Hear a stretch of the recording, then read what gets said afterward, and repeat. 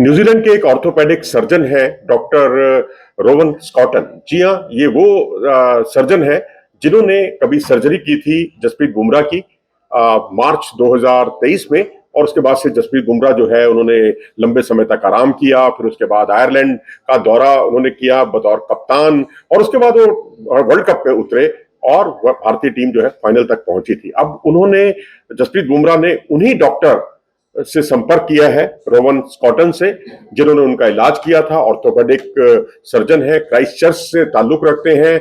और अब बहुत संभव है कि अब बुमराह जो है उनके बारे में, क्योंकि बहुत कुछ उनके स्कैन की रिपोर्ट जो है सार्वजनिक नहीं की गई है, और अभी तक हमें यह भी क्लियर नहीं है कि उनको ग्रेड 1 की सर्जरी है, ग्रेड 2 की सर्जरी है या ग्रेड 3 की सर्जरी है। अगर ग्रेड 1 की सर्जरी है तो ये मानकर चलिए कि वो चैंपियंस ट्रॉफी में उतर रहे हैं।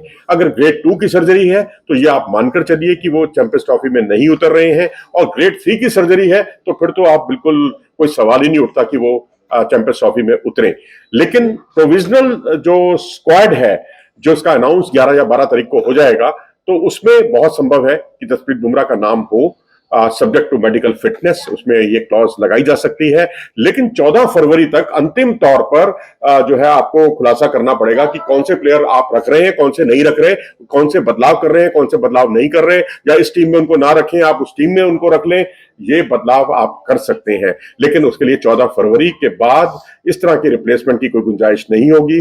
लेकिन अभी फिलहाल स्थिति यह है कि जसप्रीत बुमराह के बारे में जो है क्लैरिटी अभी तक नहीं रखी गई है, लेकिन मेडिकल टीम उनके संपर्क में है। और इतना ही नहीं, जो डॉक्टर रोवन स्कॉटन है उनके भी संपर्क में है मेडिकल टीम, ताकि वो उनके बारे में पल पल की उनको जानकारी दे सके। तो अब जाहिर सी बात है कि अब अगर किसी वजह से ये उपलब्ध नहीं हो पाते तो मोहम्मद शमी जो है भारतीय टीम में खेलते हुए आपको नजर आ सकते हैं। और आज एक अच्छी खबर यह है कि हरियाणा के खिलाफ उनका बंगाल का एक मुकाबला हुआ विजय हजारे ट्रॉफी का, उसमें उन्होंने 3 विकेट चटकाए 61 रन देकर।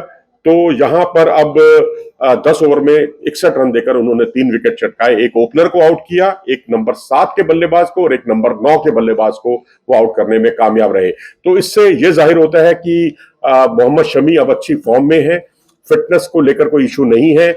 और अगर आप कल्पना कीजिए कि अगर शमी भी टीम में आ जाएं, बुमराह भी टीम में आ जाएं, तो भारत का अटैक कितना दमदार होगा, और उसका अंदाजा आप लगा सकते हैं। और वहीं अब जसप्रीत बुमराह, जो कि WTC का फाइनल नहीं खेल पाए थे अपनी इसी इंजरी की वजह से, और फिर उसके बाद वर्ल्ड कप खेले, आयरलैंड का दौरे से उन्होंने वापसी की थी। और अब क्या वो अब यहां पर खेलते हुए नजर आएंगे, उस पर सबकी नजरें बनी हुई हैं। और प्रोविजनल स्क्वाड में क्या उनका नाम होगा, नहीं होगा, इस तरह के तमाम सवाल अभी जहन में उठ रहे हैं। अपनी राय दें इस बारे में कमेंट सेक्शन में जाकर। नमस्कार।